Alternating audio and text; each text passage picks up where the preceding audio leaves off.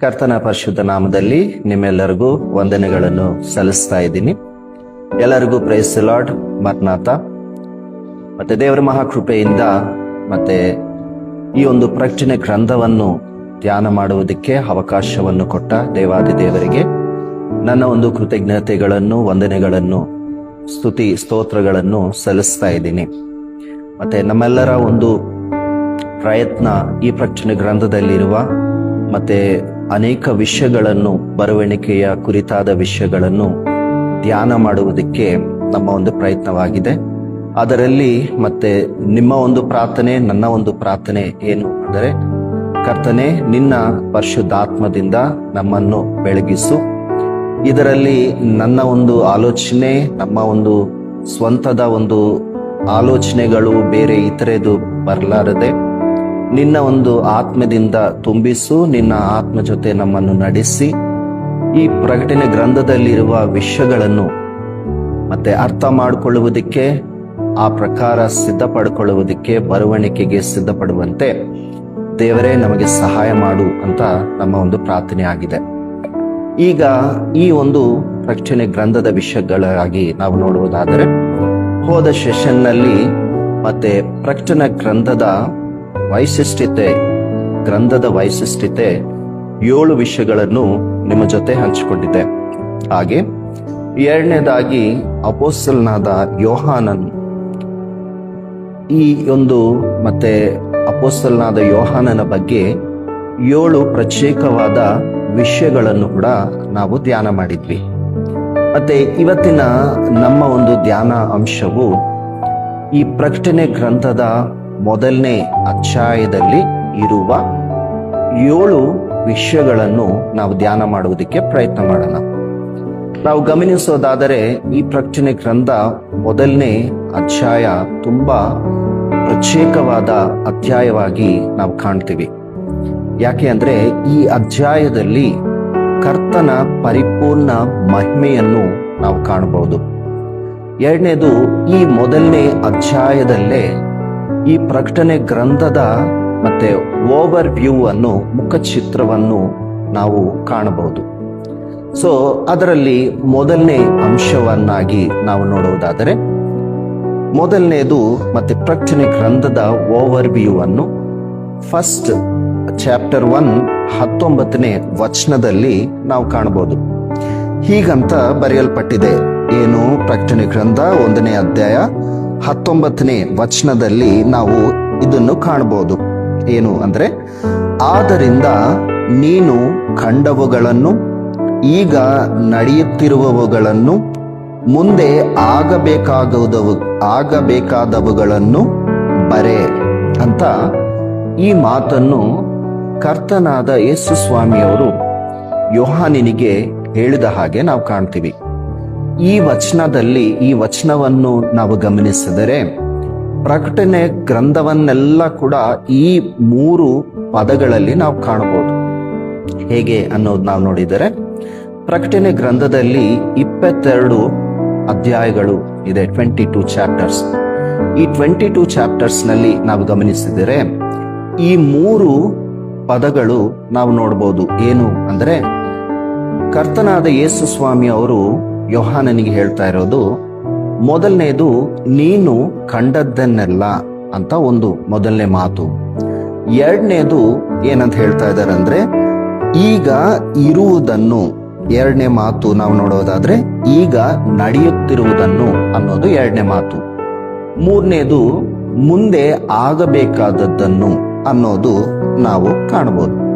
So ಈ 3 ಪದಗಳನ್ನು ನಾವು ಸೂಕ್ಷ್ಮವಾಗಿ ಗಮನಿಸಿದರೆ, ಮೊದಲನೇ ಚಾಪ್ಟರ್, ಫಸ್ಟ್ ಚಾಪ್ಟರ್ ನಲ್ಲಿ ಯೋಹಾನನು ಮತ್ತೆ ತಾನು ಕಂಡದ್ದನ್ನೆಲ್ಲ ಬರೆದ ಹಾಗೆ ನಾವು ಕಾಣ್ತೀವಿ. ಅಂದ್ರೆ ಯೇಸು ಕ್ರಿಸ್ತನ ಪರಿಪೂರ್ಣ ಮಹಿಮೆ, ಯೇಸು ಕ್ರಿಸ್ತನ ಒಂದು ಸರ್ವಾಧಿಕಾರ, ಯೇಸು ಕ್ರಿಸ್ತನ ಪೂರ್ಣ ದೈವತ್ವವನ್ನು ಈ ಮೊದಲನೇ ಅಧ್ಯಾಯದಲ್ಲಿ ನಾವು ಕಾಣಬಹುದು.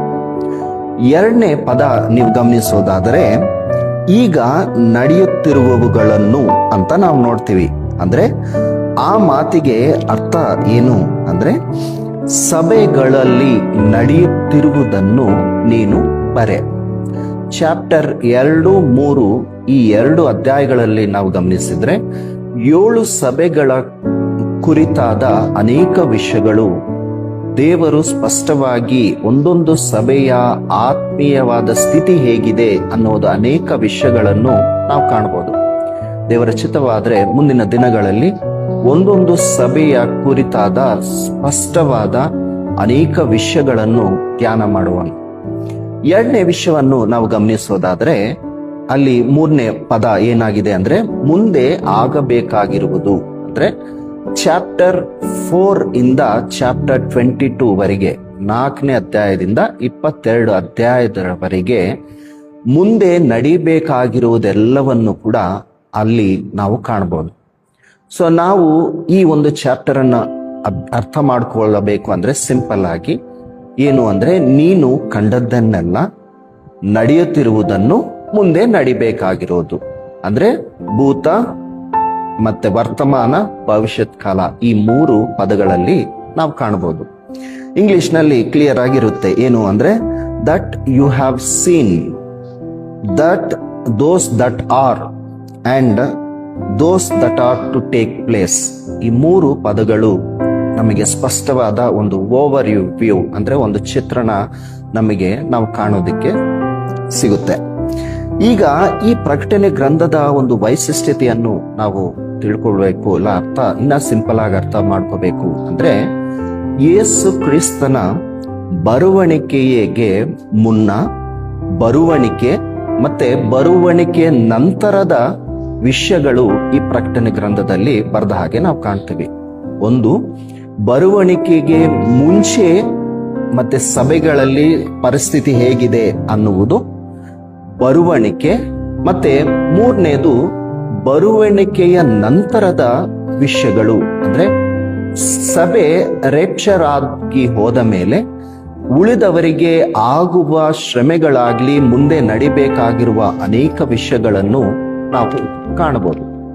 ಇನ್ನೊಂದು ವಿಶಿಷ್ಟತೆ ಏನು ಅಂದ್ರೆ ಈ ಪ್ರಕಟಣೆ ಗ್ರಂಥವು ಅಂತ್ಯಕಾಲದ ಅನೇಕ ವಿಷಯಗಳನ್ನು ಸ್ಪಷ್ಟವಾಗಿ ತೋರಿಸುವ ಗ್ರಂಥವಾಗಿ ನಾವು ಕಾಣ್ತೀವಿ. ನಾವು ಗಮನಿಸೋದಾದ್ರೆ ಪ್ರಪಂಚದಲ್ಲಿ ಮಾನವನಿಗೆ ಒಂದು ಎಲ್ಲರಿಗೆ ಒಂದು ಕ್ವಶನ್ ಮಾರ್ಕ್ ಏನು ಅಂದ್ರೆ ನಾನು ಸತ್ತ ಮೇಲೆ ಎಲ್ಲಿಗೆ ಹೋಗ್ತೀನಿ, ಸತ್ತ ಮೇಲೆ ಏನಾಗುತ್ತೆ, ಅನೇಕ ವಿಷಯಗಳು ಅನೇಕರಿಗೆ ಅದೊಂದು ದೊಡ್ಡ ಕನ್ಫ್ಯೂಷನ್. ಆದ್ರೆ ಎಲ್ಲದರ ಉತ್ತರ ದೇವರು ಸ್ಪಷ್ಟವಾಗಿ ಈ ಪ್ರಕಟಣೆ ಗ್ರಂಥದಲ್ಲಿ ನಮಗೆ ಬರೆದು ಕೊಟ್ಟಿದ್ದಾರೆ. ನಡಿಬೇಕಾಗಿರುವುದು, ನಡೀತಾ ಇರುವುದು, ಹೇಗೆ ಇರಬೇಕು, ಹೇಗೆ ಸಿದ್ಧಪಡಬೇಕು, ಎಲ್ಲ ವಿಷಯಗಳು ಕೂಡ ಸ್ಪಷ್ಟವಾಗಿ ಈ ಪ್ರಕಟಣೆ ಗ್ರಂಥದಲ್ಲಿ ನಾವು ಕಾಣಬಹುದು. ಈ 3ನೇ ಮಾತು ನಿಮಗೆ ಹೇಳಿದೆ ಏನು, ನಡಿಬೇಕಾಗಿರುವುದು ಅನ್ನೋದು. ಈ ನಡಿಬೇಕಾಗಿರುವುದು ಅನ್ನೋದು ನಾವು ನೋಡೋದಾದ್ರೆ ಮತ್ತೆ 4ನೇ ಅಧ್ಯಾಯದಿಂದ 22 ಅಧ್ಯಾಯಗಳಲ್ಲಿ ಇರುವ ಅನೇಕ ವಿಷಯಗಳು ಮುಂದೆ ನಡಿಬೇಕಾಗಿರುವುದು ಎಲ್ಲವನ್ನು ಕೂಡ ದೇವರು ಸ್ಪಷ್ಟವಾಗಿ ಪರಿಶುದ್ಧ ಗ್ರಂಥದಲ್ಲಿ ನಮಗೆ ಬರೆಸಿ ಕೊಟ್ಟಿದ್ದಾರೆ. ಅನೇಕರಿಗೆ ಇರುವ ಒಂದು ಕ್ವಶನ್ ಮಾರ್ಕ್ ಏನಂದ್ರೆ ನಾನು ಸತ್ತ ಮೇಲೆ ಏನಾಗ್ತೀನಿ, ಇಲ್ಲ ನನ್ನ ಒಂದು ಪರಿಸ್ಥಿತಿ ಅನ್ನೋದಕ್ಕೆ ಸ್ಪಷ್ಟವಾಗಿ ವಾಕ್ಯದಲ್ಲಿ ನಾವು ಪ್ರಕಟಣೆ ಗ್ರಂಥದಲ್ಲಿ ನಾವು ನೋಡೋದಾದ್ರೆ ಎಲ್ಲಾರು ಹೇಳ್ತಾರೆ ಏನು, ನಾವು ಸತ್ತ ಮೇಲೆ ಏನ್ ತಗೊಂಡು ಹೋಗ್ತೀವಿ, ಏನು ತಗೊಂಡು ಹೋಗಲ್ಲ ಎಂತದ್ದು ಅನೇಕ ಮಾತುಗಳು ಕೇಳ್ತೀವಿ. ಆದ್ರೆ ಪರಿಶುದ್ಧ ಗ್ರಂಥದಲ್ಲಿ ಒಂದು ಸ್ಪಷ್ಟವಾದ ಒಂದು ಆನ್ಸರ್ ಏನಿದೆ ಅಂದ್ರೆ ನಾವು ಸತ್ತ ಮೇಲೆ ನಮ್ಮ ಜೊತೆ ನಮ್ಮ ಕ್ರಿಯೆಗಳು ಬರ್ತವೆ. ಆ ಕ್ರಿಯೆಗಳೇ ನಮಗೇನಂದ್ರೆ ಸಾಕ್ಷಿ ಕೊಡ್ತವೆ. ಸೊ ನಾವು ಮಾತಾಡೋದಾಗ್ಲಿ ನಮ್ಮ ಒಂದು ಕ್ರಿಯೆಗಳಾಗ್ಲಿ ಎಲ್ಲವೂ ಕೂಡ we should be very very careful.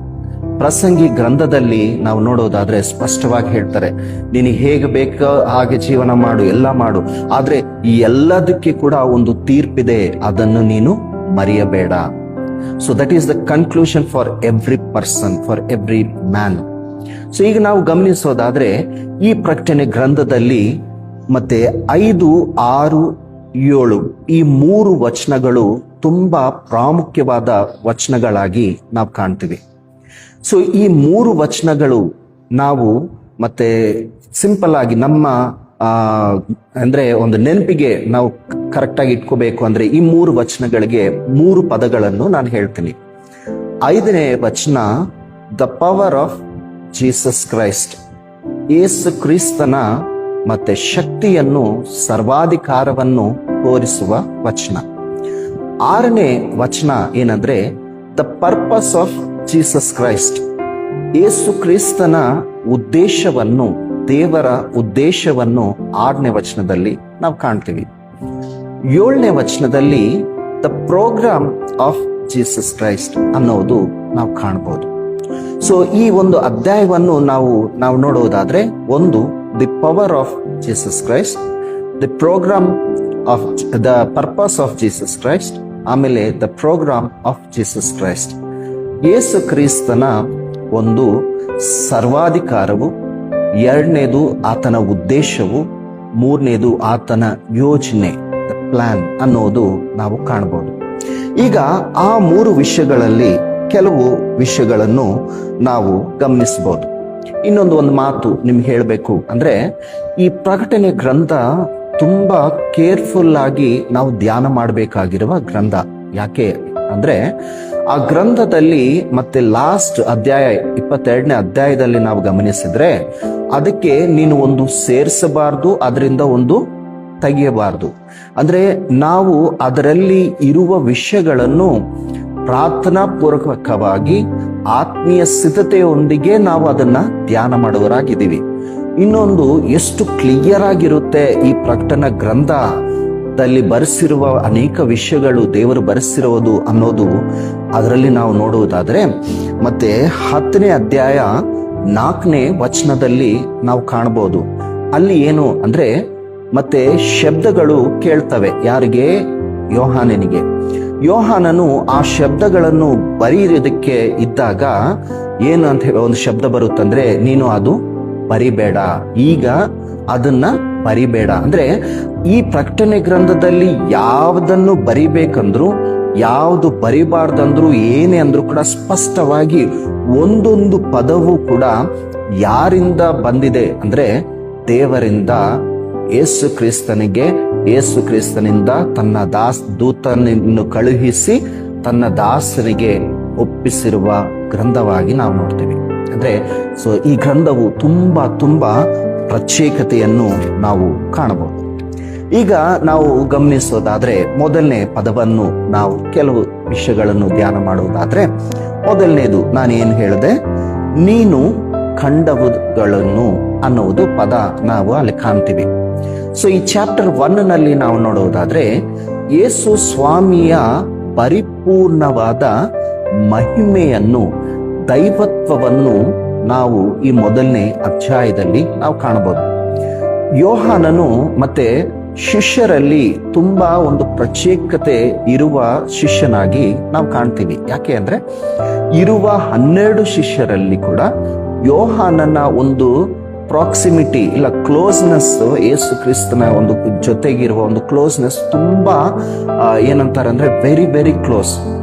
ಅದಕ್ಕೆ ಹೇಳ್ತಾರೆ ಏನಂದ್ರೆ, ಮತ್ತೆ ತನ್ನ ಎದೆ ಮೇಲೆ ಬಾಗಿಕೊಂಡಿರುವ ಶಿಷ್ಯನು ಅಂದ್ರೆ ತುಂಬಾ ಹತ್ತಿರ ಅನ್ನು ನಾವು ಕಾಣಬಹುದು. ಇನ್ನೊಂದೇನಂದ್ರೆ ತುಂಬಾ ಪ್ರೀತಿಯ ಶಿಷ್ಯನಾಗಿ ನಾವು ಕಾಣ್ತೀವಿ. ಸೊ ಯೋಹಾನನು ಯೇಸು ಸ್ವಾಮಿಯನ್ನು ಅನೇಕವಾದ ಸ್ಥಿತಿಗಳನ್ನು ನೋಡಿದ್ರು. ಈ ಭೂಲೋಕದಲ್ಲಿ ಯೇಸು ಸ್ವಾಮಿಯವರು ಮತ್ತೆ ಈ ಭೂಲೋಕದಲ್ಲಿ ಇದ್ದಾಗ ಆ ಶಿಷ್ಯತ್ವ ಅಂದ್ರೆ ಆ 3 ವರ್ಷ ಕಾಲ ಯೋಹಾನನು ಮತ್ತೆ ಯೇಸು ಸ್ವಾಮಿಯ ಅನೇಕವಾದ ರೂಪಗಳನ್ನು ನೋಡಿದ್ರು. ಅಂತೆ ರೂಪ ಅನ್ನೋದಂದ್ರೆ, ಮತ್ತೆ ಇನ್ನ ಸ್ಪಷ್ಟವಾಗಿ ಹೇಳಬೇಕು ಅಂದ್ರೆ, ಯೇಸು ಸ್ವಾಮಿಯ ಒಂದು ಏನೇನು ನೋಡಿದ್ರು ಅನ್ನೋದಂದ್ರೆ, ಒಂದು ರೂಪಾಂತರ, ಮಹಿಮೆ ಹೊಂದುವುದನ್ನು ನೋಡಿದ ಹಾಗೆ ನಾವು ಕಾಣ್ತೀವಿ. ಯೇಸು ಸ್ವಾಮಿಯವರು ಮಹಿಮೆ ಹೊಂದುವುದು. ಆಮೇಲೆ ಪುನರುತ್ಥಾನವಾದ ಕ್ರಿಸ್ತನನ್ನು ನೋಡಿದರು. ಆಮೇಲೆ ಆರೋಹಣವಾಗಿ ಅಂದ್ರೆ ಅಸೆನ್ಷನ್ ಆಗುವ ಕ್ರಿಸ್ತನನ್ನು ನೋಡಿದ ಶಿಷ್ಯನಾಗಿ ನಾವು ಕಾಣ್ತೀವಿ. ಆಮೇಲೆ ಯೇಸು ಸ್ವಾಮಿಯ ಕಂಪ್ಲೀಟ್ ಒಂದು ಪರಿಪೂರ್ಣ ಮಹಿಮೆಯನ್ನು ಈಗ ನೋಡ್ತಾ ಇದ್ದಾನೆ. ಅಂದ್ರೆ ಈ ಭೂಮಿ ಮೇಲೆ ಯೇಸು ಸ್ವಾಮಿ ಇದ್ದಾಗ ಎಲ್ಲಾ ವಿಷಯಗಳನ್ನು ಕಂಡ ಯೋಹಾನನು ಈಗ ಆತನು ನೋಡುತ್ತಿರುವುದೇನೆಂದ್ರೆ ಯೇಸು ಸ್ವಾಮಿಯ ಪರಿಪೂರ್ಣವಾದ ದೈವತ್ವವನ್ನು ಈ ಒಂದು ಅಧ್ಯಾಯದಲ್ಲಿ ಕಂಡ ಹಾಗೆ ನಾವು ಕಾಣ್ತೀವಿ. ಸೊ ನಾವು ನೋಡೋದಾದ್ರೆ ಮುಂಚೆ ಒಂದು ವಚನಗಳಲ್ಲಿ ಕೆಲವು ವಚನಗಳಲ್ಲಿ ನೋಡಿದ್ರೆ ಯೇಸು ಸ್ವಾಮಿಯ ಅಂದ್ರೆ ಆ ರೂಪವನ್ನು ನೋಡ್ತಾ ಇದ್ದಾನೆ, ಆತನ ಕಣ್ಣುಗಳನ್ನು ನೋಡ್ತಾ ಇದ್ದಾನೆ, ಆಮೇಲೆ ಆತನ ಒಂದು ಕಾಳುಗಳು, ಆತನ ಎಲ್ಲ ಒಂದೊಂದು ವರ್ಣನೆ ಎಷ್ಟು ಸ್ಪಷ್ಟವಾಗಿ ಅದು ಹೇಳ್ತಾ ಇದ್ದಾರೆ. ಮತ್ತೆ ಅದನ್ನ ಡೀಟೇಲ್ಡ್ ಆಗಿ ನಾವು ನೋಡೋಣ. ಸೊ ಈಗ ನಾನು ಹೇಳೋದೇನೆಂದ್ರೆ ಈ ಒಂದು ಯೋಹಾನನು ತಾನು ಕಂಡದ್ದು ಅನ್ನೋದು ನಾವು ನೋಡೋದಾದ್ರೆ ಯೋಹಾನನು ಮತ್ತೆ 5 ಪುಸ್ತಕಗಳನ್ನು ಪರಿಶುದ್ಧ ಗ್ರಂಥದಲ್ಲಿ ನಾವು ಕಾಣಬಹುದು. ಒಂದು ಸುವಾರ್ತೆ, ಆಮೇಲೆ 3 ಪತ್ರಿಕೆಗಳನ್ನು ನಾವು ಕಾಣ್ತೀವಿ, ಮತ್ತೆ 3ನೇದು ಮತ್ತೆ ಪ್ರಕಟಣೆ ಗ್ರಂಥವನ್ನು ನಾವು ಕಾಣ್ತೀವಿ. ಸೊ ಈ 3 ಗ್ರಂಥಗಳು ಕೂಡ ತುಂಬಾ ಪ್ರತ್ಯೇಕತೆಯನ್ನು ನಾವು ಕಾಣ್ತೀವಿ. ಅಂದ್ರೆ ಮತ್ತೆ ಸುವಾರ್ತೆಯಲ್ಲಿ ನಾವು ನೋಡಿದ್ರೆ ಮತ್ತೆ ಮತ್ತಾಯನು ಬರೆದ ಸುವಾರ್ತೆ, ಮಾರ್ಕನು ಬರೆದ ಸುವಾರ್ತೆ, ಲೂಕಾ ಸುವಾರ್ತೆ, ಇದರಲ್ಲಿ ಇರುವುದಕ್ಕಿಂತ ಸ್ವಲ್ಪ ಪ್ರತ್ಯೇಕತೆಯನ್ನು ಈ ಸುವಾರ್ತೆಯಲ್ಲಿ ನಾವು ಕಾಣಬಹುದು. ಯೋಹಾನನ ಸುವಾರ್ತೆಯಲ್ಲಿ ಅಂದ್ರೆ ಯೇಸು ಕ್ರಿಸ್ತನೇ ದೇವರು, ದೈವತ್ವ, ಪರಿಪೂರ್ಣವಾದ ದೈವತ್ವದ ವಿಷಯಗಳನ್ನೆಲ್ಲ ಕೂಡ ಈ ಗ್ರಂಥದಲ್ಲಿ ಬರೆದ ಹಾಗೆ ನಾವು ಕಾಣ್ತೀವಿ. ಇನ್ನ ಸ್ಪೆಸಿಫಿಕ್ ಆಗಿ ಹೇಳಬೇಕು ಅಂದ್ರೆ ಮತ್ತೆ ಈ ಯೋಹಾನನ ಸುವಾರ್ತೆ ಅಂದ್ರೆ 13ನೇ ಅಧ್ಯಾಯದಿಂದ ಲಾಸ್ಟ್ ಮತ್ತೆ ಅಧ್ಯಾಯದವರೆಗೆ ನಾವು ಗಮನಿಸಿದ್ರೆ ಯೇಸು ಸ್ವಾಮಿಯ ಸಿಲುಬೆಗೆ ಹಾಕಕ್ಕೆ ಮುಂಚೆ ಅಂದ್ರೆ ಆ ಮುಂಚಿನ ಏನಂತಾರಂದ್ರೆ ಆ ಒಂದು ಕನ್ವರ್ಸೇಷನ್, ಆಮೇಲೆ ಸಿಲುಬೆಗೆ ಹಾಕೋದು, ಅವೆಲ್ಲವೂ ಕೂಡ ಅಷ್ಟು ಸ್ಪಷ್ಟವಾಗಿ ಬರೆದವ್ರು ಯಾರು ಅಂದ್ರೆ ಯೋಹಾನನಾಗಿ ನಾವು ಕಾಣ್ತೀವಿ. ಸೊ ಈ ಒಂದು ಈ ಸುವಾರ್ತೆಯಲ್ಲಿ ಆತನು ತೋರಿಸಿದ್ದೇನೆಂದ್ರೆ ಯೇಸು ಕ್ರಿಸ್ತನ ದೈವತ್ವವನ್ನು ನಾವು ಆತನು ತೋರಿಸಿದ ಹಾಗೆ ಕಾಣ್ತೀವಿ. ಅಂಡ್ ಆತನ ಒಂದು ಮಾತು ಏನು ಅಂದ್ರೆ ಈತನೇ ಯೇಸು ಸ್ವಾಮಿಯೇ ನಿಜವಾದ ದೇವರು, ಇವರೇ ದೇವರ ಮನುಷ್ಯ ಕುಮಾರನು, ಈತನಿಂದನೇ ರಕ್ಷಣೆ, ಅನೇಕವಾದ ವಿಷಯಗಳನ್ನು ನಾವು ಕಾಣ್ತೀವಿ. ಇಂಗ್ಲಿಷ್ ನಲ್ಲಿ ಹೇಳ್ತಾರೆ ಅಂದ್ರೆ ಐ ಆಮ್ ಅನ್ನೋದು 7 ವರ್ಸಸ್ ನಲ್ಲಿ ಈ ಯೋಹಾನನು ಸ್ಪಷ್ಟವಾಗಿ ಹೇಳ್ತಾರೆ ಯೇಸು ಕ್ರಿಸ್ತನ ಬಗ್ಗೆ. 2ನೇದು ಪತ್ರಿಕೆಗಳಲ್ಲಿ ನಾವು ನೋಡೋದಾದ್ರೆ ಇದೇ ಯೋಹಾನನು ಪತ್ರಿಕೆಗಳಲ್ಲಿ ಎಷ್ಟು ಸುಂದರವಾಗಿ ವರ್ಣನೆ ಮಾಡ್ತಾ ಇದ್ದಾರೆ ಅಂದ್ರೆ ಮತ್ತೆ ಮೊದಲನೇ ಪತ್ರಿಕೆ, ಯೋಹಾನ್ ಬರೆದ ಮೊದಲನೇ ಪತ್ರಿಕೆ ಮತ್ತೆ 1ನೇ ಅಧ್ಯಾಯ 4ನೇ ವಚನವನ್ನು ನಾವು ಓದೋದಾದ್ರೆ ಎಷ್ಟು ಸ್ಪಷ್ಟವಾಗಿ ಹೇಳ್ತಾರೆ ಅಂದ್ರೆ ನಾವು ನಿಮಗೆ ಪ್ರಚುರಪಡಿಸುವ ಜೀವವಾಕ್ಯವು ಆದಿಯಿಂದ ಇದ್ದದ್ದು, ನಾವು ಅದನ್ನು ಕಿವಿಯಾರೆ ಕೇಳಿ ಕಣ್ಣಾರೆ ಕಂಡು ಮನಸ್ಸಿಟ್ಟು ಗ್ರಹಿಸಿ ಕೈಯಿಂದ ಮುಟ್ಟಿದ್ದು ಆಗಿರುವಂಥದ್ದು. ಆ ಜೀವವು ಪ್ರತ್ಯಕ್ಷವಾಯಿತು. ತಂದೆಯ ಬಳಿಯಲ್ಲಿದ್ದ ನಮಗೆ ಪ್ರತ್ಯಕ್ಷವಾದಂತ ಆ ನಿತ್ಯ ಜೀವವನ್ನು ನಾವು ಕಂಡು ಅದನ್ನು ಕುರಿತು ಸಾಕ್ಷಿ ಹೇಳಿ ಅದನ್ನು ನಿಮಗೆ ತಿಳಿಯುಪಡಿಸುತ್ತಿದ್ದೇವೆ. ಸೊ ಯೋಹಾನನು ಈ ಪ್ರಕಟಣೆ ಗ್ರಂಥದಲ್ಲಿ ಕಾಣೋದಿಕ್ಕೆ ಮುಂಚೆ ಇವರ ಒಂದು ಸಾಕ್ಷಿ ಏನಾಗಿತ್ತು, ಇವರ ಒಂದು ಸುವಾರ್ತೆ ಹೇಗೆ ಪ್ರಕಟಣೆ ಮಾಡ್ತಾ ಇದ್ರು ಅಂದ್ರೆ ನಾವು ನೋಡಿದ್ದನ್ನು, ನಾವು ಕಣ್ಣಾರೆ ನೋಡಿದ್ದನ್ನು, ಕಿವಿಯಾರೆ ಕೇಳಿದ್ದನ್ನು, ನಾವು ಯಾವುದನ್ನು ಮುಟ್ಟಿದ್ವೋ ಯಾವುದನ್ನು ಅಂದ್ರೆ ಎವ್ರಿಥಿಂಗ್ ಅದನ್ನೆಲ್ಲವನ್ನು ನಾವು ನೋಡಿದ್ವಿ. ಅದರ ಒಂದು ಸಾಕ್ಷಿ ಏನು ಅಂದ್ರೆ ಇವರೇ ಯೇಸು ಸ್ವಾಮಿಯೇ ಆ ನಿತ್ಯ ಜೀವಕ್ಕೆ ಮಾರ್ಗ, ಯೇಸು ಸ್ವಾಮಿಯೇ ಆ ನಿತ್ಯ ಜೀವವು ಅಂತ ಸ್ಪಷ್ಟವಾಗಿ ಆ ಕಂಡದ್ದನ್ನು ಆತನು ಅಲ್ಲಿ ಸಾಕ್ಷಿ ಕೊಟ್ಟ ಹಾಗೆ ನಾವು ಕಾಣ್ತೀವಿ.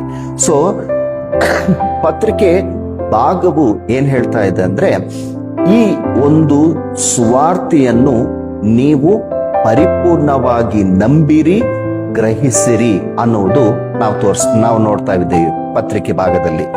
ಪ್ರಕಟಣೆ ಗ್ರಂಥದಲ್ಲಿ ನಾವು ನೋಡೋದಾದ್ರೆ ಅಲ್ಲಿ ಸ್ಪಷ್ಟವಾಗಿ ಕಾಣುವ ಒಂದೇ ಮಾತು ಏನು ಅಂದ್ರೆ ಸಿದ್ಧ ಪಡಿರಿ. ಒಂದೇ ಮಾತು ಏನಂದ್ರೆ ಸಿದ್ಧ ಪಡಿರಿ, ಬಿ ರೆಡಿ. ಸೊ ಯಾಕೆ ಅಂದ್ರೆ ಇವರ ಒಂದು ಸಾಕ್ಷಿ ಏನು ಅಂದ್ರೆ ನಾವು ನೋಡಿದ್ದು ಕಂಡಿದ್ದು ಅವೆಲ್ಲ ಕೂಡ ಯಾವುದನ್ನು ತೋರಿಸಿದ್ವಿ ನಾವು? ನಿತ್ಯ ಜೀವಕ್ಕೆ ಮಾರ್ಗವನ್ನು ನಾವು ತೋರಿಸಿದ್ವಿ. ಸೊ ಈಗ ಈ ನಿತ್ಯ ಜೀವವನ್ನು ನಂಬುವುದು ನಂಬದೇ ಇರುವುದು ಅದು ನಿಮಗೆ ಬಿಟ್ಟಿದ್ದು. ಆದರೆ ನೀವು ನಂಬದೇ ಹೋದರೆ ಮುಂಚೆ ಬರುವ ಕಾನ್ಸಿಕ್ವೆನ್ಸಸ್ ಎಲ್ಲ ಕೂಡ ಈ ಗ್ರಂಥದಲ್ಲಿ ಸ್ಪಷ್ಟವಾಗಿ ನೀವು ನೋಡ್ತೀರಿ. ನೀವು ನಂಬಿದರೆ ಕರ್ತನ ಒಂದು ಮಹಿಮೆ ಹೇಗಿದೆ ಅಂದ್ರೆ, ಆತನು ಮೇಘಗಳೊಂದಿಗೆ ಬರ್ತಾ ಇದ್ದಾನೆ. ಆತನು ಬಂದಾಗ ಯಾರು ತನ್ನನ್ನು ವಿಶ್ವಾಸವಿಟ್ಟು ಯಾರು ನಂಬಿಕೆಯಲ್ಲಿರ್ತಾರೋ ಅವರನ್ನು ದೇವರು ಏನ್ ಮಾಡ್ತಾರೆ, ಯೇಸು ಸ್ವಾಮಿ ಏನ್ ಮಾಡ್ತಾರೆ ಅಂದ್ರೆ ಅವರನ್ನು ಕರೆದು ಹೋಯ್ತಾರೆ ಅನ್ನುವುದು ಸ್ಪಷ್ಟವಾಗಿ ತೋರಿಸುವ ಗ್ರಂಥ ಯಾವುದು ಅಂದ್ರೆ ಈ ಪ್ರಕಟಣೆ ಗ್ರಂಥವಾಗಿ ನಾವು ಕಾಣ್ತೀವಿ. ಸೊ ಮೊದಲನೇದು ಏನ್ ಹೇಳ್ತಾ ಇದ್ದಾರೆ ಅಂದ್ರೆ, believe he is the god. ಎರಡನೇದು ಏನು ಅಂದ್ರೆ ಎರಡನೇದು ಏನ್ ಹೇಳ್ತಾ ಇದ್ದಾರೆ ಅಂದ್ರೆ, ಪತ್ರಿಕೆಯಲ್ಲಿ ಅದನ್ನು ನೀವು ಪರಿಪೂರ್ಣವಾಗಿ ಸ್ಥಿರವಾಗಿ ನಿಮ್ಮ ನಂಬಿಕೆಯನ್ನು ಇಟ್ಕೊಳ್ಳಿರಿ, ಯಾಕಂದ್ರೆ ಅವರೇ ನಿತ್ಯ ಜೀವ. ಮೂರನೇದು ಪ್ರಕಟಣೆ ಗ್ರಂಥದಲ್ಲಿ ಏನ್ ತೋರಿಸ್ತಾ ಇದ್ದಾರೆ ಅಂದ್ರೆ, be ready because he is coming very soon. So ಸಿದ್ಧಪಡಿರಿ. ನೀವು ಸಿದ್ಧಪಟ್ಟಿಲ್ಲ ಅಂದ್ರೆ ಅದರ ಒಂದು ಕಾನ್ಸಿಕ್ವೆನ್ಸಸ್ ಹೇಗಿರುತ್ತೆ, ಅದರ ಒಂದು ಪರಿಣಾಮಗಳು ಹೇಗಿರುತ್ತೆ ಅನ್ನೋದು ಕೂಡ ತೋರಿಸ್ತಾ ಇದ್ದಾರೆ. ಸಿದ್ಧಪಟ್ಟವರಿಗೆ ದೇವರು ಕೊಡುವ ಆ ಮಹಿಮೆ ಸ್ಥಾನ, ದೇವರು ಕೊಡುವ ಮತ್ತೆ ಆ ಪರಲೋಕದ ಆ ಒಂದು ಬ್ಯೂಟಿಫುಲ್ ಆ ಸ್ಥಿತಿ ಹೇಗಿರುತ್ತೆ ಅನ್ನುವುದನ್ನು ಕೂಡ ಈ ಪ್ರಕಟಣೆ ಗ್ರಂಥದಲ್ಲಿ ನಾವು ಸ್ಪಷ್ಟವಾಗಿ ನಾವು ಕಾಣಬಹುದು. ಈಗ ನಾವು ನೋಡುವುದಾದ್ರೆ ಈ ಗ್ರಂಥದಲ್ಲಿ ಒಂದು ಯೇಸು ಕ್ರಿಸ್ತನ ಒಂದು ಪರ್ಪಸ್ ಅನ್ನೋದು ನಾವು ಕಾಣ್ತೀವಿ. ಒಂದು 6ನೇ ವಚನದಲ್ಲಿ ನೀವು ಗಮನಿಸೋದಾದ್ರೆ, 6ನೇ ವಚನದಲ್ಲಿ ಸ್ಪಷ್ಟವಾಗಿ ಹೀಗಂತ ಬರೆಯಲ್ಪಟ್ಟಿದೆ. ಏನು ಅಂದ್ರೆ, ಪ್ರಕಟಣೆ ಗ್ರಂಥ 1ನೇ ಅಧ್ಯಾಯ 6ನೇ ವಚನ. 6ನೇ ವಚನದಲ್ಲಿ ನಾವು ನೋಡೋದಾದ್ರೆ ಅಲ್ಲಿ ಹೀಗಂತ ಬರೆಯಲ್ಪಟ್ಟಿದೆ. ಏನು ಅಂದ್ರೆ,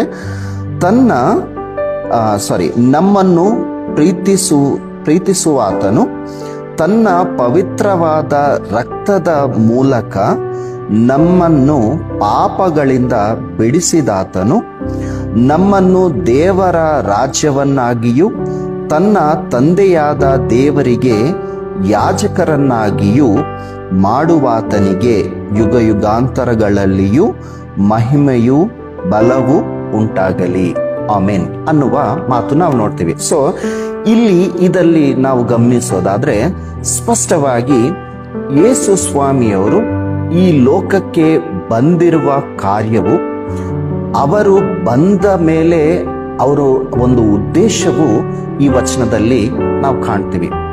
ನಾವು ಪರಿಶುದ್ಧ ಗ್ರಂಥವೆಲ್ಲ ನಾವು ಗಮನಿಸೋದಾದರೆ ಈ ಓಲ್ಡ್ ಟೆಸ್ಟ್ಮೆಂಟ್ ನಲ್ಲಿ ಯೇಸು ಕ್ರಿಸ್ತನ ಮೊದಲನೇ ಬರವಣಿಗೆಯ ಕುರಿತಾದ ಅನೇಕ ಪ್ರವಚನೆಗಳನ್ನು ನಾವು ಕಾಣಬಹುದು. ಯೆಶಾಯನ ಗ್ರಂಥ ಆಗಲಿ, ಅನೇಕ ಗ್ರಂಥಗಳಲ್ಲಿ ಪ್ರವಾದಿಗಳು ಈ ಮೊದಲನೇ ಬರವಣಿಗೆಯ ಕುರಿತಾದ ಅನೇಕ ವಿಷಯಗಳನ್ನು ಮುಂಚೆನೆ ತಿಳಿಸಿದ್ರು. ಮತ್ತೆ ಬರುವ ರಕ್ಷಕನು ಇಲ್ಲ ಮೆಸ್ಸಯ್ಯನು ಎಂತ ಒಂದು ಮತ್ತೆ ಶಕ್ತಿ ಉಳ್ಳಾತನು, ಆಮೇಲೆ ಆತನ ಮೇಲೆ ಒಂದು ರಾಜ್ಯಭಾರ ಇರುತ್ತೆ, ಆಮೇಲೆ ಆತನು ನ್ಯಾಯವಾದ ಎಲ್ಲ ವಿಷಯಗಳು ಕೂಡ ಪ್ರವಾದಿಗಳು ಏನಂದ್ರೆ ಕ್ರಿಸ್ತನ ಮೊದಲನೇ ಬರವಣಿಗೆಯ ಮುಂಚೆ ಅನೇಕ ವಿಷಯಗಳನ್ನು ಪ್ರವಾದನೆಗಳಾಗಿ ನಾವು ಕಾಣ್ತೀವಿ. ಸೊ ಆ ಪ್ರವಾದನೆಗಳ ಎಲ್ಲರ ಒಂದು ಪರಿಪೂರ್ಣತೆ ಏನು ಅಂದ್ರೆ ಯೇಸು ಸ್ವಾಮಿಯವರು ಈ ಭೂಲೋಕಕ್ಕೆ ಬಂದ ಹಾಗೆ ನಾವು ಕಾಣ್ತೀವಿ. ಮೆಸ್ಸಯ್ಯ ಇಲ್ಲ ರಕ್ಷಕನಾಗಿ ಈ ಭೂಲೋಕಕ್ಕೆ ಬಂದ ಹಾಗೆ ನಾವು ಕಾಣ್ತೀವಿ. ಸೊ ಯೇಸು ಕ್ರಿಸ್ತನು ಅನ್ನುವ ಮಾತಿಗೆ ಅರ್ಥ ಏನು ಅಂದ್ರೆ ರಕ್ಷಿಸಲಿಕ್ಕೆ ಅಭಿಷೇಕ ಹೊಂದಿದವನು ಅನ್ನುವ ಅರ್ಥವನ್ನು ನಾವು ಕಾಣ್ತೀವಿ. ಸೊ ಯೇಸು ಸ್ವಾಮಿಯವರು ಈ ಲೋಕಕ್ಕೆ ಬಂದದ್ದು ಮತ್ತೆ ಯೋಹಾನನು ಕೂಡ ಅಂದ್ರೆ ಒಂದು ಸ್ಪಷ್ಟವಾಗಿ ಒಂದು ಹೇಳ್ತಾರೆ. ಏನಂದ್ರೆ ಲೋಕ ಪಾಪವನ್ನೆಲ್ಲ ಹೊತ್ತು ಒಯ್ತಾ ಇರುವ ಏನಂತಾರೆ ಕುರಿಮರಿ ಅಂತ ಹೇಳ್ತಾರೆ. ಅಂದ್ರೆ ಆತನ ಒಂದು ಪರ್ಪಸ್ ಅನ್ನು ನಾವು ಅಲ್ಲೇ ಕಾಣ್ತೀವಿ. ಏನು ಅಂದ್ರೆ ಈ ಲೋಕದ ಎಲ್ಲ ಪಾಪವನ್ನು ಬಿಡಿಸುವುದಕ್ಕೆ, ಲೋಕದಲ್ಲಿರುವ ಎಲ್ಲರಿಗೂ ಈ ಪಾಪದಿಂದ ವಿಮೋಚನೆ ಬಿಡುಗಡೆ ಕೊಡುವುದಕ್ಕೆ ಯೇಸು ಸ್ವಾಮಿ ಕರ್ತನು ಮತ್ತೆ ಈ ಭೂಲೋಕಕ್ಕೆ ಬಂದ ಹಾಗೆ ನಾವು ಕಾಣ್ತೀವಿ. ಸೊ ಮೊದಲನೇ ಬರುವಣಿಕೆಯಲ್ಲಿ ಯೇಸು ಸ್ವಾಮಿಯ ಒಂದು ಉದ್ದೇಶ ಏನು ಅಂದ್ರೆ ತನ್ನ ರಕ್ತದಿಂದ ಎಲ್ಲರನ್ನೂ ಕೂಡ ಈ ಪಾಪದಿಂದ ವಿಮೋಚನೆಗೊಳಿಸಿದ ಕರ್ತನು ಈಗ ಎರಡನೇ ಬರುವಣಿಕೆಯಲ್ಲಿ ಏನು ಅಂದ್ರೆ ತಾನು ವಿಮೋಚಿಸಿದ ಎಲ್ಲರನ್ನು, ಯಾರಾದರೂ ಯಾರ್ಯಾರು ಅವರನ್ನು ನಂಬಿದರೋ ಅವರೆಲ್ಲರನ್ನು ಕೂಡ ಕೊಂಡೊಯ್ಯುವುದಕ್ಕೆ ಈ ಎರಡನೇ ಬರುವಣಿಕೆಯಲ್ಲಿ ಬರ್ತಾ ಇದ್ದಾರೆ. ಸೊ ಮೊದಲನೇ ಬರುವಣಿಕೆಯಲ್ಲಿ ತನ್ನ ರಕ್ತದಿಂದ ಎಲ್ಲರನ್ನು ಬಿಡಿಸೋದಿಕ್ಕೆ, ವಿಮೋಚನೆಗೊಳಿಸೋದಿಕ್ಕೆ ಬಂದರು. ಈಗ ಎರಡನೇ ಬರುವಣಿಕೆಯಲ್ಲಿ ಏನು ಅಂದ್ರೆ ವಿಮೋಚಿಸಿದ ತನ್ನ ಒಂದು ಸಭೆಯನ್ನು ತಾನಿರುವ ಸ್ಥಳಕ್ಕೆ ಕೊಂಡೊಯ್ಯೋದಿಕ್ಕೆ ಈಗ ಎರಡನೇ ಬರುವಣಿಕೆಯಲ್ಲಿ ಬರುವುದನ್ನು ನಾವು ಕಾಣಬಹುದು. ಸೊ ಆತನ ಒಂದು ಪರ್ಪಸ್ ಏನು ಅಂದ್ರೆ ನಮ್ಮನ್ನು, ಈ ತನ್ನ ರಕ್ತದಿಂದ ಬಿಡುಗಡೆಗೊಳಿಸಿದ ನಮ್ಮನ್ನು ತನ್ನ ದೇವರಿಗೆ ಒಂದು ರಾಜ್ಯವಾಗಿ ಮತ್ತೆ ಒಂದು ಯಾಜಕರ ಒಂದು ಸಮೂಹವಾಗಿ ನಮ್ಮನ್ನು ಸಿದ್ಧಪಡಿಸುವುದಕ್ಕೆ, ಇಲ್ಲ ನಮ್ಮನ್ನು ಆ ಒಂದು ಸ್ಥಿತಿಗೆ ಸಿದ್ಧಪಡಿಸುವುದಕ್ಕೆ ಅವರು ನಮ್ಮನ್ನು ಅಲ್ಲಿಗೆ ಕರ್ಕೊಂಡು ಹೋಗೋದಕ್ಕೆ ಬರ್ತಾ ಇದ್ದಾರೆ. ಸೊ ನಾವು ಸ್ಪಷ್ಟವಾಗಿ ಗಮನಿಸೋದಾದ್ರೆ ಯೇಸು ಕ್ರಿಸ್ತನ ರಕ್ತದಿಂದ ವಿಮೋಚನೆಗೊಳಿಸಿದ ನಾವು ತುಂಬಾ ಪ್ರತ್ಯೇಕವಾದ ಸಭೆಯಾಗಿ, ತುಂಬಾ ಪ್ರತ್ಯೇಕವಾದ ಒಂದು ವ್ಯಕ್ತಿಗಳಾಗಿ ನಾವು ಕಾಣ್ತಾ ಇದೀವಿ. ಅಂದ್ರೆ ನಾವೆಲ್ಲ we are not free, we have been purchased by the blood of Christ. So ನಾವೆಲ್ಲ ಕೂಡ ತುಂಬಾ ಧನ್ಯರು. ಈಗ ಈ ರಕ್ತದ ಕುರಿತಾದ ಕೆಲವು ವಿಷಯಗಳನ್ನು ಹೇಳ್ತೀನಿ. ಯಾಕೆ ಅಂದ್ರೆ ಮತ್ತೆ ಯೇಸು ಕ್ರಿಸ್ತನ ಈ ರಕ್ತದ ವಿಶೇಷಗಳು ಏನು ಅನ್ನೋದು ಕೆಲವು ವಿಷಯಗಳನ್ನು ನಾವು ಧ್ಯಾನ ಮಾಡಿ ಮತ್ತೆ ಮುಂದೆ ಹೋಗೋಣ. ಸೊ ಇದರಲ್ಲಿ ನಾವು ನೋಡೋದಾದ್ರೆ ಹಳೆಯ ಒಡಂಬಡಿಕೆಯಲ್ಲಿ ಈ ರಕ್ತದ ಕುರಿತಾದ ಕೆಲವು ವಿಷಯಗಳನ್ನು ನಾವು ಕಾಣ್ತೀವಿ. ಸಹಜವಾಗಿ ಈ ಒಂದು ಏನಂತಾರೆ ಯಾಜಕ ಕಾಂಡವನ್ನು ನಾವು ಗಮನಿಸೋದಾದ್ರೆ ತುಂಬಾ ಜನರು ಓದಲಿಕ್ಕೆ ಅಷ್ಟು ಇಷ್ಟಪಡಲ್ಲ. ಯಾಕಂದ್ರೆ ಅದರಲ್ಲಿ ಅನೇಕವಾದ ಪಾಪ ಪರಿಹಾರ್ಥ ಬಲಿಗಳು ಇರುತ್ತೆ. ಬಲಿಗಳ ಬಗ್ಗೆ ಒಂದು ಡೀಟೇಲ್ಡ್ ಆಗಿ ಅದನ್ನು ಈ ತರ ಕೊಯ್ಯಬೇಕು, ಈ ಒಂದು ಬಲಿ ತರಬೇಕು, ಎಲ್ಲ ಕೂಡ ಅನೇಕವಾದ ವಿಷಯಗಳು. ಆದ್ರೆ ಆ ಒಂದು ಯಾಜಕ ಕಾಂಡದ ಒಂದು ಮೂಲವಾದ ಒಂದು ವಾಕ್ಯ ಏನು ಅಂದ್ರೆ ದೇವರು ಹೇಳ್ತಾರೆ ಏನು ಅಂದ್ರೆ, ನಾನು ಪರಿಶುದ್ಧನು, ನಾನು ಹೇಗೆ ಪರಿಶುದ್ಧನಾಗಿದ್ದೀನೋ ನೀವು ಕೂಡ ಹಾಗೆ ಪರಿಶುದ್ಧರಾಗಬೇಕು. ಸೊ ಆ ಒಂದು ಇಂಪಾರ್ಟೆಂಟ್ ಆದ ಒಂದು ವರ್ಸ್ ಏನು ಅಂದ್ರೆ, ನಾನು ಹೇಗೆ ಪರಿಶುದ್ಧನಾಗಿದ್ದೀನೋ ನೀವು ಕೂಡ ಪರಿಶುದ್ಧರಾಗಬೇಕು. ಈಗ ಪಾಪಿಯಾದ ಮನುಷ್ಯನು ಹೇಗೆ ಪರಿಶುದ್ಧನಾಗಬಹುದು? ಸೊ ಪಾಪಿಯಾದ ಮನುಷ್ಯನಿಗೆ ಈ ಒಂದು ಪಾಪದಿಂದ ಬಿಡುಗಡೆ ಹೇಗೆ ಅನ್ನೋದು ಈ ಯಾಜಕ ಕಾಂಡದಲ್ಲಿ ನಾವು ಗಮನಿಸೋದಾದ್ರೆ, ಅಲ್ಲಿ ಯಾರೇ ಪಾಪವನ್ನು ಮಾಡಿದರೆ ಆ ಪಾಪಕ್ಕೆ ಅವ್ರೇನ್ ಮಾಡ್ಬೇಕು ಅಂದ್ರೆ, ಪಾಪಕ್ಕೆ ಒಂದು ಪರಿಹಾರವಾಗಿ ರಕ್ತವನ್ನು ಸುರಿಸುವುದು ನಾವು ಕಾಣ್ತೀವಿ. ಹೆಬ್ರಿಯರಿಗೆ ಬರೆದ ಪತ್ರಿಕೆ ಮತ್ತೆ 9ನೇ ಅಧ್ಯಾಯ 22ನೇ ವಚನ, ಆಮೇಲೆ ಪೇತ್ರನು ಬರೆದ ಮೊದಲನೇ ಪತ್ರಿಕೆ 1ನೇ ಅಧ್ಯಾಯ 19ನೇ ವಚನ, ಅಲ್ಲಿ ನಾವು ಗಮನಿಸೋದಾದ್ರೆ, ಆಮೇಲೆ ಯಾಜಕ ಕಾಂಡ 17ನೇ ಅಧ್ಯಾಯ 11ನೇ ವಚನ, ಯಾಜಕ ಕಾಂಡ 16ನೇ ಅಧ್ಯಾಯ 15ನೇ ವಚನದಲ್ಲಿ ನಾವು ಗಮನಿಸೋದಾದ್ರೆ ಅಲ್ಲಿ ಸ್ಪಷ್ಟವಾಗಿ ಇರುತ್ತೆ ಏನು ಅಂದ್ರೆ, ಪಾಪಕ್ಕೆ ಪರಿಹಾರ ಏನು ಅಂದ್ರೆ ರಕ್ತವನ್ನು ಸುರಿಸುವುದು. ಸೊ ಈಗ ಆ ಕಾಲದಲ್ಲಿ ಒಂದು ಹೇಗಿತ್ತು ಅಂದ್ರೆ, ಒಂದು ಪ್ರೊಸೆಸ್ ಹೇಗಿತ್ತು ಅನ್ನೋದು ಮತ್ತೆ ಯಾಜಕ ಕಾಂಡ 4ನೇ ಅಧ್ಯಾಯ, ಆ ಅಧ್ಯಾಯದಲ್ಲಿ ನೀವು ಸ್ಪಷ್ಟವಾಗಿ ಗಮನಿಸಿದ್ರೆ ಅನೇಕ ವಿಷಯಗಳು ನಾವು ಕಾಣ್ತೀವಿ. ಏನು ಅಂದ್ರೆ, ಪಾಪ ಪರಿಹಾರ ಹೇಗೆ ಮಾಡ್ತಿದ್ರು ಅಂದ್ರೆ, ಆತನು ಒಬ್ಬರು ಯಾರಾದ್ರೂ ಒಂದು ಪಾಪವನ್ನು ಮಾಡಿದರೆ, ಪಾಪ ಮಾಡಿದವನು ಏನ್ ಮಾಡ್ತಿದ್ದ ಅಂದ್ರೆ, ಒಂದು ಹೋರಿಯನ್ನು ಇಲ್ಲ ಒಂದು ಕುರಿಯನ್ನು ಅದಕ್ಕೆ ಯಾವುದು ನೇಮಿಸಿದ್ರೋ ಅದನ್ನು ತಗೊಂಡು ಬಂದು ಅದರ ಮೇಲೆ ಈತನು ಏನ್ ಮಾಡ್ಬೇಕು, ಕೈ ಇಟ್ಟು ಹೇಳಬೇಕಾಗಿರುವ ಮಾತುಗಳು ಅಲ್ಲಿ ಕಾಣ್ತೀವಿ. ಏನು ಅಂದ್ರೆ, ನನ್ನ ದೋಷ, ನನ್ನ ಪಾಪವನ್ನು ನೀನು ಭರಿಸ್ತಾ ಇದೀಯಾ, ಅಂದ್ರೆ ನನಗೆ ಪರಿಹಾರವಾಗಿ ನಾನು ಮಾಡಿದ ಪಾಪಕ್ಕೆ ನನಗೆ ಉಂಟಾಗುವ ಶಿಕ್ಷೆ ಏನು? ಮರಣವೇ ಉಂಟಾಗಬೇಕು. ಆದರೆ ನನ್ನ ಪರವಾಗಿ ನನ್ನ ಪಾಪವನ್ನು ನೀನು ವಹಿಸ್ತಾ ಇದೀಯಾ ಅಂತ ಆ ಒಂದು ಬಲಿಯ ಮೇಲೆ, ಅಂದ್ರೆ ಆ ಒಂದು ಹೋರಿಯ ಮೇಲೆ ಕೈ ಇಟ್ಟು ಆ ಒಂದು ಏನ್ ಮಾಡ್ತಾ ಇದ್ರು ಅಂದ್ರೆ ಅದನ್ನು ಬಲಿಯನ್ನು ಕೊಡ್ತಾ ಇದ್ರು. ಇನ್ನೊಂದು ನಾವು ಗಮನಿಸೋದಾದ್ರೆ, ಆ ಪಾಪ ಮಾಡಿದ ವ್ಯಕ್ತಿ ತನ್ನ ಕಣ್ಣು ಎದುರೇ ಆ ಬಲಿಯನ್ನು ತುಂಡು ತುಂಡಾಗಿ ಕಟ್ ಮಾಡೋದಾಗ್ಲಿ, ಅವೆಲ್ಲ ಸುಡೋದಾಗ್ಲಿ, ಅವೆಲ್ಲ ಕೂಡ ಕಂಪ್ಲೀಟ್ ಪ್ರೊಸೆಸ್ ಎಲ್ಲಿ ನಡೀತಿತ್ತು ಅಂದ್ರೆ ಪಾಪ ಮಾಡಿದ ವ್ಯಕ್ತಿ ಎದುರೇ ಅದು ನಡೀತಾ ಇತ್ತು. ಸೊ ದೇವರ ಒಂದು ಉದ್ದೇಶ ಏನಿತ್ತು ಅಂದ್ರೆ, ಯಾರು ಪಾಪ ಮಾಡ್ತಾರೋ ಆ ಪಾಪ ಮಾಡಿದ ವ್ಯಕ್ತಿ ತನ್ನನ್ನು ಆ ಒಂದು ಸ್ಥಾನದಲ್ಲಿ ನೋಡ್ಬೇಕು. ತನ್ನ ಪರವಾಗಿ ಅಮಾಯಕವಾದ ಒಂದು ಇನ್ನೋಸೆಂಟ್ ಆಗಿರುವ ಒಂದು ತನಗೋಸ್ಕರ ಬಲಿಯಾಗುವುದು ಯಾವಾಗ ಆತನು ತನ್ನ ಕಣ್ಣಾರೆ ನೋಡ್ತಾನೋ, ನೆಕ್ಸ್ಟ್ ಟೈಮ್ ಪಾಪ ಮಾಡಬೇಕು ಅಂದ್ರೆ ತನ್ನ ಕಣ್ಣುಗಳ ಎದುರೇ ಇವು ಬರಬೇಕು. ಇನ್ನೊಂದ್ಸತಿ ಆ ಪಾಪ ಮಾಡಬಾರ್ದು, ಇದಕ್ಕೆ ಹೋಗಬಾರ್ದು ಅನ್ನೋದು ಒಂದು ಉದ್ದೇಶ ಇತ್ತು. ಸೊ ಆ ವ್ಯಕ್ತಿ ಯಾವಾಗ ಆ ಒಂದು ಬಲಿ ನಡೆಯುವುದು, ಆ ತುಂಡು ತುಂಡಾಗ ಕಟ್ ಮಾಡೋದು ಅವೆಲ್ಲ ನೋಡ್ತಾ ಇದ್ನೋ, ಆ ನೋಡುವುದರಿಂದ ಆತನಿಗೆ ಏನಾಗ್ಬೇಕು ಅಂದ್ರೆ ಒಂದು ಪಶ್ಚಾತ್ತಾಪ ಬರಬೇಕು, ಒಂದು ರಿಪೆಂಟೆನ್ಸ್ ಬರಬೇಕು. ಏನಂತ, ಅಯ್ಯೋ ನಾನ್ ಮಾಡಿದ್ದ ಈ ಕೆಲಸಕ್ಕೋಸ್ಕರ ಏನು ಗೊತ್ತಿಲ್ಲ, ಈ ಪ್ರಾಣಿ ಏನಾಗ್ತಾ ಇದೆ, ತನ್ನ ಒಂದು ಪ್ರಾಣವನ್ನು ಬಿಡ್ತಾ ಇದೆಯಲ್ಲ ಅಂತ ತನ್ನ ಮನಸ್ಸಿಗೆ ಅನಿಸಿ ನೆಕ್ಸ್ಟ್ ಟೈಮ್ ಆ ಪಾಪವನ್ನು ಮಾಡದೇ ಇರೋದಕ್ಕೆ ಈ ಒಂದು ಪರಿಹಾರವನ್ನು ದೇವರು ಹೇಳಿದ್ರು. ಸೊ ಬರ್ತಾ ಬರ್ತಾ ಬರ್ತಾ ಅಂದ್ರೆ ಇನ್ನ ನಾವು ಸೂಕ್ಷ್ಮವಾಗಿ ಗಮನಿಸೋದಾದ್ರೆ, ಇದು ಏನಿತ್ತು ಅಂದ್ರೆ ಓನ್ಲಿ ಎ ಟೆಂಪರರಿ ಸೊಲ್ಯೂಷನ್. ಅಂದ್ರೆ ಆತನು ಮಾಡುವ ಪಾಪಕ್ಕೆ ಒಂದೊಂದು ತಗೊಂಡ್ ಬರ್ತಾ ಇದ್ರು, ಬಲಿ ಕೊಡ್ತಾ ಇದ್ರು, ಮತ್ತೆ ಇನ್ನೊಂದಕ್ಕೆ. So there was no permanent solution. ಇದೇನಂದ್ರೆ ಓನ್ಲಿ ಟೆಂಪರರಿ ಸೊಲ್ಯೂಷನ್.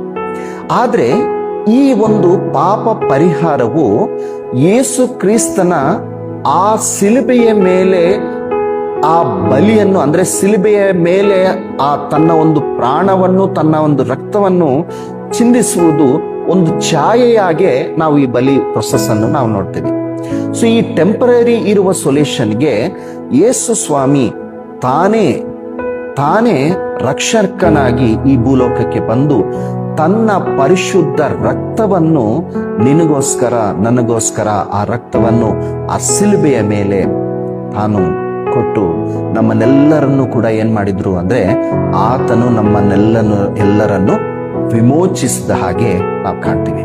ಸೊ ನಾವು ಈಗ ಪಾಪ ಮಾಡಿದ್ರೆ ನಾವು ಯಾವ ಬಲಿ ಕೊಡೋ ಅವಶ್ಯಕತೆ ಇಲ್ಲ. ಆದರೆ ನಮ್ಮ ಒಂದು ಏನು ಅಂದ್ರೆ, ಪಾಪ ಮಾಡಿದ ಪ್ರತಿಯೊಂದು ವ್ಯಕ್ತಿ ಆ ಸಿಲುಬೆ ಹತ್ರ ಮೊಣಕಾಲೂರಿ, ಯೇಸು ಸ್ವಾಮಿ ನಾನು ಪಾಪ ಮಾಡಿದ್ದೆ, ನನಗೋಸ್ಕರ ಅಲ್ಲ ನೀನು ಸಿಲುಬೆ ಏರಿದ್ಯಾ, ನನಗೋಸ್ಕರ ನನಗೆ ಉಂಟಾಗಬೇಕಾಗಿರೋ ಶಿಕ್ಷೆಯನ್ನು ನೀನು ಆ ಸಿಲುಬೆ ಮೇಲೆ ನೀನು ವಹಿಸ್ಕೊಂಡ್ಯಾ. ಸೊ ಪ್ರತಿಯೊಬ್ಬ ಮನುಷ್ಯನು ಏನು ಮಾಡಬೇಕು ಅಂದ್ರೆ ಆ ರಿಪೆಂಟೆನ್ಸ್ ಇರಬೇಕು.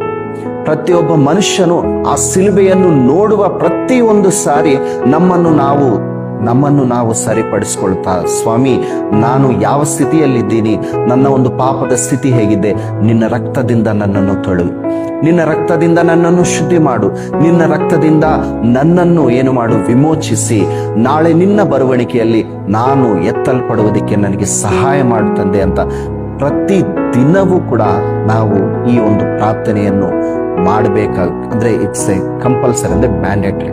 ಯಾಕೆ ಅಂದ್ರೆ ಪ್ರತಿ ದಿನವೂ ನಾವು ಎದ್ದ ಮೇಲಿಂದ ನಮ್ಮ ನೋಟ ಆಗ್ಲಿ, ನಾವು ಕೇಳೋದಾಗ್ಲಿ, ಮಾಡೋದಾಗ್ಲಿ, ಯಾವುದೋ ಒಂದು ರೀತಿಯಲ್ಲಿ ನಾವು ಪಾಪ ಮಾಡ್ತಾನೇ ಇರ್ತೀವಿ. ಆ ಪಾಪವನ್ನೆಲ್ಲವನ್ನು ಕೂಡ ನಾವು ಪ್ರತಿದಿನ ದೇವರ ಸನ್ನಿಧಿಯಲ್ಲಿ ಮೊಣಕಾಲೂರಿ, ದೇವರೇ ಈ ದಿನ ನಾನು ಇದು ಮಾಡಬಾರ್ದಿತ್ತು. ಯಾಕಂದ್ರೆ ಕೆಲವು ಸತಿ ನಾವು ಮಾಡೋದು ನಮಗೂ ಗೊತ್ತಾಗುತ್ತೆ, ನಾವು ಸುಳ್ಳು ಹೇಳ್ಬಾರ್ದು ಅನ್ಕೊಂತೀವಿ, ಆದ್ರೆ ಸುಳ್ಳು ಹೇಳ್ಬಿಡ್ತೀವಿ. ಇಲ್ಲ ಇನ್ನೊಬ್ಬರ ಮೇಲೆ ಅವು ಇವು ಹೇಳ್ಬಾರ್ದು ಅನ್ಕೊಂತೀವಿ, ಆದ್ರೂ ಆ ಪರಿಸ್ಥಿತಿಯಲ್ಲಿ ಹೇಳ್ಬಿಡ್ತೀವಿ. ಇನ್ನು ಕೆಟ್ಟ ನೋಟ ಆಗ್ಲಿ, ಈಗ ಮೊಬೈಲ್ ಬಂದ ಮೇಲೆ ಅನೇಕವಾದ ಕೆಟ್ಟ ವಿಷಯಗಳನ್ನು ನೋಡ್ತೀವಿ, ಕೆಟ್ಟ ವಿಷಯಗಳನ್ನು ಕೇಳ್ತೀವಿ. ಇವೆಲ್ಲವೂ ಕೂಡ ಏನಾಗ್ತಾ ಇದೆ ಅಂದ್ರೆ ನಮ್ಮ ಒಂದು ಮಹಿಮೆ, ಅಂದ್ರೆ ನಮ್ಮ ಒಂದು ದೇವರು ಕೊಟ್ಟ ಆ ಸ್ಥಿತಿಯನ್ನು ನಾವೇ ಕಳ್ಕೊಂತಾ ಇದ್ದೀವಿ.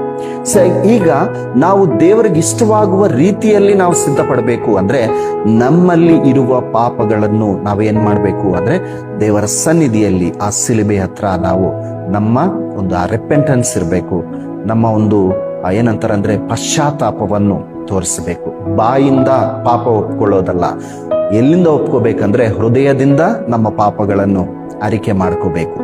ಸೊ ಈಗ ನಾವು ಗಮನಿಸೋದಾದ್ರೆ, ಮತ್ತೆ ಮೇ ಬಿ ನೆಕ್ಸ್ಟ್ ಸೆಷನ್ ನಲ್ಲಿ ಟ್ರೈ ಮಾಡ್ತೀನಿ.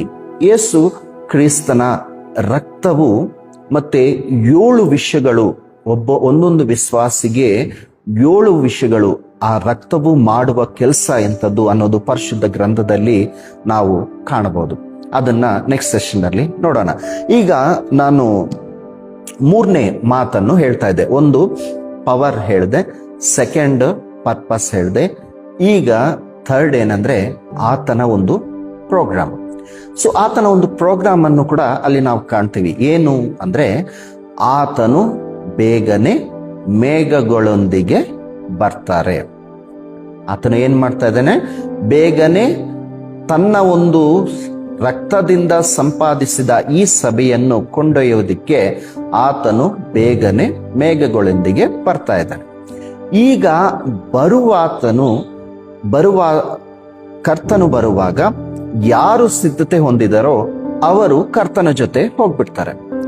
ಈಗ ಯಾರು ಸಿದ್ಧತೆ ಹೊಂದಿಲ್ಲವೋ ಅವರ ಒಂದು ಪರಿಸ್ಥಿತಿಯನ್ನು ಈ 7ನೇ ವಚನದಲ್ಲಿ ನಾವು ಕಾಣಬಹುದು. ಸೊ ನಾವು ಓದೋದಾದ್ರೆ, ಮತ್ತೆ 1ನೇ ಅಧ್ಯಾಯ 7ನೇ ವಚನದಲ್ಲಿ ನಾವು ನೋಡೋದಾದ್ರೆ ಸ್ಪಷ್ಟವಾಗಿರುತ್ತೆ ಈ ತರ: ನೋಡಿರಿ, ಆತನು ಮೇಘಗಳೊಂದಿಗೆ ಬರುತ್ತಾನೆ, ಎಲ್ಲರ ಕಣ್ಣುಗಳು ಆತನನ್ನು ನೋಡುವವು, ಆತನನ್ನು ಇರಿದವರು ಸಹ ಅದನ್ನು ಕಾಣುವರು, ಭೂಮಿಯಲ್ಲಿರುವ ಎಲ್ಲಾ ಕುಲದವರು ಆತನ ನಿಮಿತ್ತ ದುಃಖಿಸುವವರು, ಹೌದು ಹಾಗೆಯೇ ಆಗುವುದು. ಆಮೇನ್. ಇನ್ನೊಂದು ಟ್ರಾನ್ಸ್ಲೇಷನ್ ಏನಂದ್ರೆ, ಎದೆ ಬಡುಕೊಳ್ಳುತ್ತಾರೆ ಅನ್ನುವ ಮಾತು ಕೂಡ ನಾವು ಕಾಣ್ತೀವಿ. ಈಗ ಈ ಒಂದು ವಿಷಯವನ್ನು ನಾವು ಗಮನಿಸೋದಾದ್ರೆ, ಕರ್ತನ ಬರುವಣಿಗೆ ಎಷ್ಟು ಸ್ಪಷ್ಟ ಅನ್ನೋದು ನಾವು ಕಾಣ್ತೀವಿ.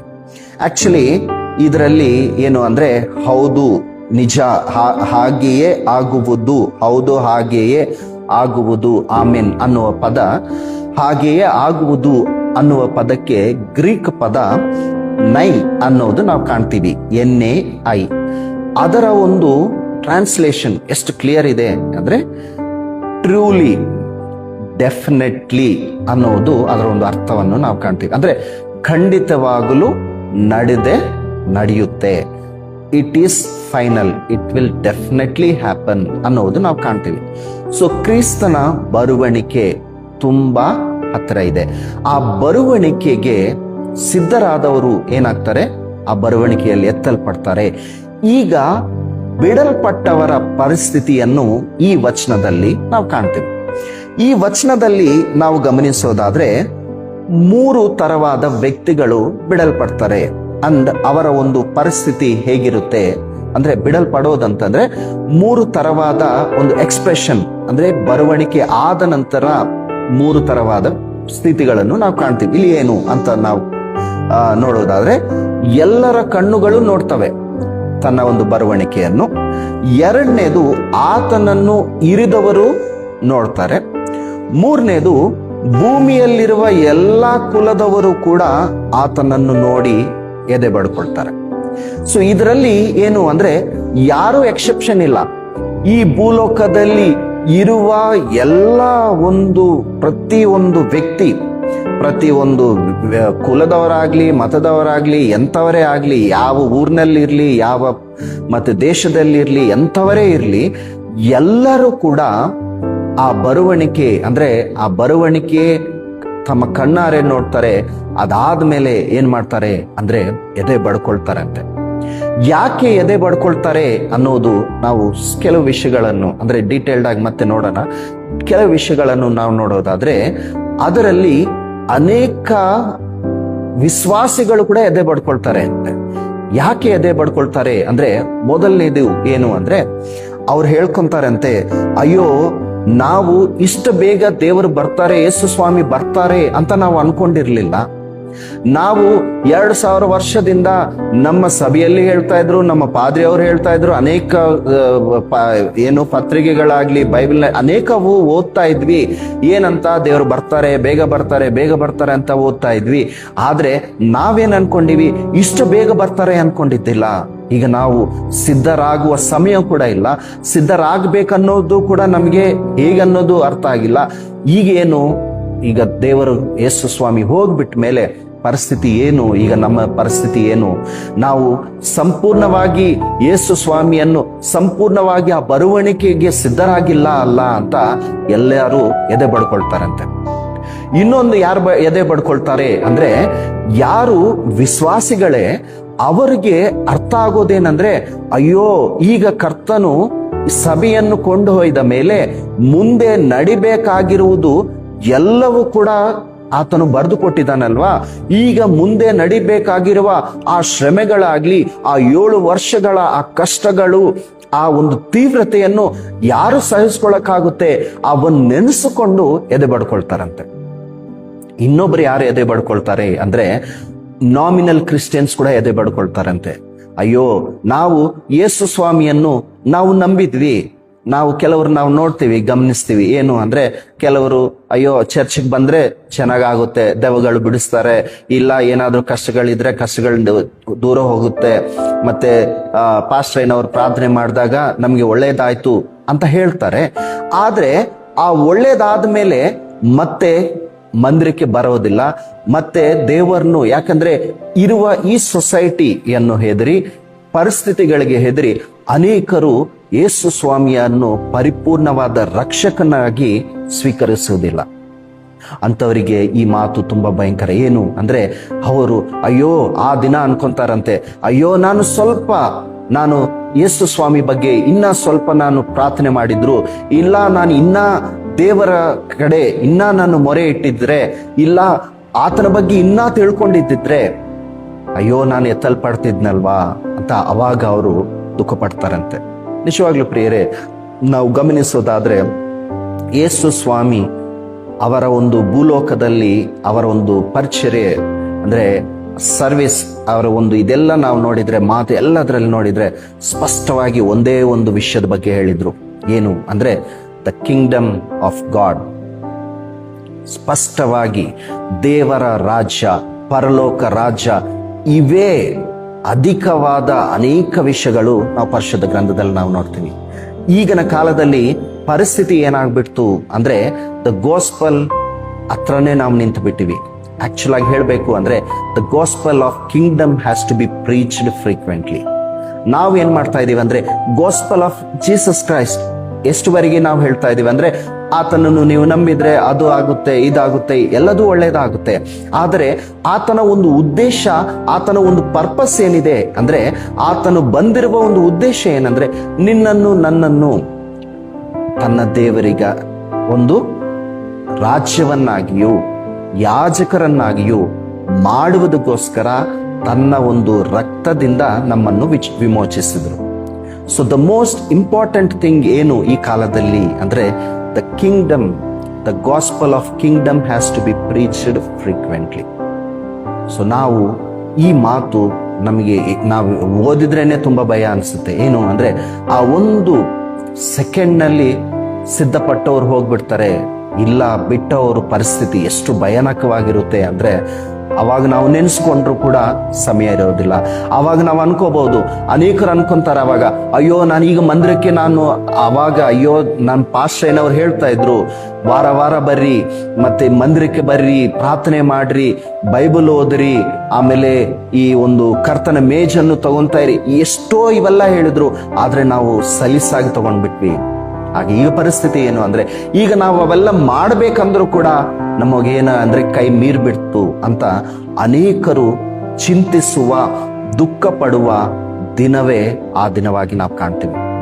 ಸೊ ಆ ದಿನಕ್ಕೋಸ್ಕರ ನಾವು ಅಂತ ಒಂದು ಸ್ಥಿತಿಯಲ್ಲಿ ಇರಲಾರ್ದೆ, ದೇವರು ಸ್ಪಷ್ಟವಾಗಿ ಹೇಳ್ತಾ ಇರೋದೇನೆಂದ್ರೆ, ಸಮಯವು ಸಮೀಪವಾಗಿದೆ. ಸೊ ಕಾಲವು ಸಮಯವು ಸಮೀಪವಾಗಿದೆ, ದೇವರ ಬರುವಣಿಕೆ ಅತಿ ಸಮೀಪವಾಗಿದೆ. ಸೊ ನನ್ನ ಒಂದು ಆಶೆ ಏನಿರಬೇಕಂದ್ರೆ ಆ ಬರುವಣಿಕೆಗೆ ಸಿದ್ಧರಾಗಬೇಕು, ಆ ಬರುವಣಿಕೆಯಲ್ಲಿ ಎತ್ತಲ್ಪಡಬೇಕು. ಆ ಎತ್ತಲ್ಪಟ್ಟ ಮೇಲೇನೆ ನಮ್ಮ ಒಂದು ಪರಿಪೂರ್ಣವಾದ, ಅಂದ್ರೆ ಅದಂತಾರಲ್ವಾ, ಈ ನಮ್ಮ ಒಂದು ಲೈಫಿಗೆ ಒಂದು ಮೀನಿಂಗ್ ಇದೆ. ಈ ಲೋಕದಲ್ಲಿ ನಾವು ಎಷ್ಟೇ ಮಾಡಿದ್ರು ಕೂಡ ಅದಕ್ಕೆ ಒಂದು ಪರಿಪೂರ್ಣತೆ ಇಲ್ಲ. ಆದರೆ ಆ ಬರುವಣಿಕೆಗೆ ಸಿದ್ಧರಾಗಿ ನಾವು ಎತ್ತಲ್ಪಟ್ಟ ಮೇಲೇನೆ ಅದೊಂದು ಪರಿಪೂರ್ಣತೆ ನಾವು ನೋಡ್ತೀವಿ. ಸುಪ್ರಿಯರೇ, ಮತ್ತೆ ಟೈಮ್ ಆಗ್ತಾ ಇದೆ. ದೇವರ ಚಿತ್ತವಾದ್ರೆ ಮತ್ತೆ ನೆಕ್ಸ್ಟ್ ಸೆಷನ್ ನಲ್ಲಿ 2 ವಿಷಯಗಳನ್ನು ಧ್ಯಾನ ಮಾಡೋಣ ಇದೇ ಅಧ್ಯಾಯದಲ್ಲಿ. ಅಂದ್ರೆ ನನ್ನ ಒಂದು ಉದ್ದೇಶ ಡೀಟೇಲ್ಡ್ ಆಗಿ ಎಲ್ಲವೂ ಕೂಡ ಧ್ಯಾನ ಮಾಡಬೇಕು ಅಂತ.